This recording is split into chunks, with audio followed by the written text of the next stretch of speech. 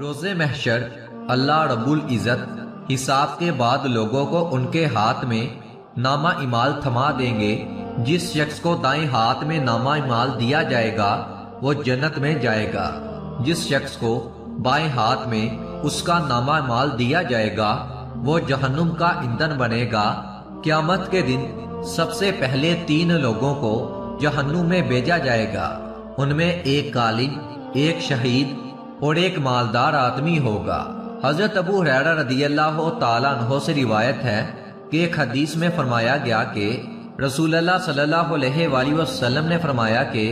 اللہ تعالیٰ سب سے پہلے اس آدمی کو بلائیں گے جس نے قرآن سیکھا، اور اس آدمی کو جو بظاہر اللہ کی راہ میں قتل یعنی کہ شہید کیا گیا، اور ایک مالدار آدمی کو۔ تو اللہ تعالیٰ اس عالم سے فرمائیں گے کہ کیا میں نے تمہیں اس کا علم نہیں دیا تھا؟ جو کچھ میں نے اپنے رسول پر نازل کیا۔ وہ کہے گا بے شک آپ نے میرے اللہ دیا تھا۔ اس کے بعد اللہ تعالیٰ فرمائے گا کہ تمہیں جو علم دیا گیا تھا تم نے اس کے ذریعے کیا کیا؟ وہ شخص کہے گا کہ میں دن رات تلاوت کرتا رہا اور اس پر عمل کرتا رہا۔ اللہ تعالیٰ فرمائے گا تو نے جھوٹ بولا، اور فرشتے بھی کہیں گے کہ تو نے جھوٹ بولا۔ اللہ اس عالم سے کہے گا کہ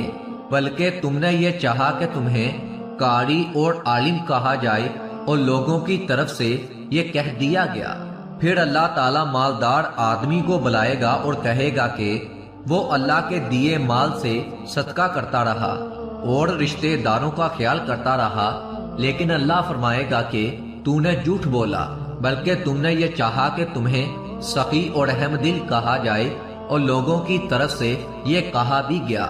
اس کے بعد شہید کو بلایا جائے گا اور اللہ تعالیٰ اس سے کہے گا کہ تم کس وجہ سے قتل کیے گئے؟ وہ کہے گا کہ مجھے آپ کی راہ میں جہاد کرنے کا حکم دیا گیا تھا تو میں نے قتال کیا، یہاں تک کہ میں تیری راہ میں قتل کر دیا گیا۔ اسے اللہ کہے گا کہ تو نے جھوٹ بولا، بلکہ تم نے یہ چاہا کہ تمہیں بہادر کہا جائے، اور لوگوں کی طرف سے یہ کہہ دیا گیا۔ حضرت ابو ہریرہ رضی اللہ تعالیٰ عنہ فرماتے ہیں کہ اس کے بعد رسول اللہ صلی اللہ علیہ وآلہ وسلم نے میرے دونوں گھٹنوں پر اپنے مبارک ہاتھوں سے ضرب لگائی اور ارشاد فرمایا، اے ابو ہریرہ، اللہ کی مخلوق میں سے یہ وہ 3 لوگ ہیں جن سے قیامت والے دن جہنم کی آگ بھڑکائی جائے گی۔ اسی طرح حضرت ابو ہریرہ رضی اللہ تعالیٰ عنہ سے مروی ہے کہ آپ صلی اللہ علیہ وآلہ وسلم نے فرمایا، جس نے اپنے آپ کو پہاڑ سے گرا کر قتل کیا تو وہ جہنم کی آگ میں ہمیشہ کے لیے گرتا رہے گا، اور جس نے زہر پی کر اپنے آپ کو قتل کیا تو جہنم کی آگ میں زہر ہاتھ میں پکڑ کر اسے ہمیشہ پیتا رہے گا، اور جس نے کسی لوہے کے ہتھیار کے ساتھ اپنے آپ کو قتل کیا تو وہ ہتھیار اس کے ہاتھ میں ہوگا، اور ہمیشہ وہ اسے جہنم کی آگ میں اپنے پیٹ میں مارتا رہے گا۔ حدیث کا حاصل یہ ہے کہ اس دنیا میں جو شخص جس چیز کے لیے خودکشی کرے گا، آخرت میں اس کو ہمیشہ کے لیے اسی چیز کے عذاب میں مبتلا کیا جائے گا۔ یہاں ہمیشہ سے مراد یہ ہے کہ جو لوگ خودکشی کو حلال جان کر ارتکاب کریں گے وہ ہمیشہ کے لیے عذاب میں مبتلا کیے جائیں گے، یا پھر ہمیشہ سے مراد یہ ہے کہ خودکشی کرنے والے مدت دراز تک عذاب میں مبتلا رہیں گے۔ حضرت عوف بن مالک فرماتے ہیں کہ میں